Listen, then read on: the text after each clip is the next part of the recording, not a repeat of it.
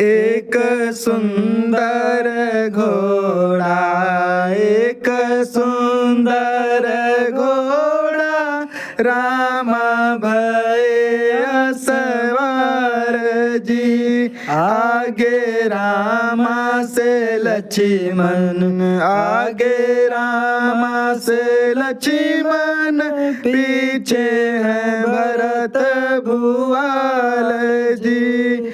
जाई पहुँचे जानकपुर, जाई पहुँचे जानकपुर, राजा जनक जी के द्वार जी।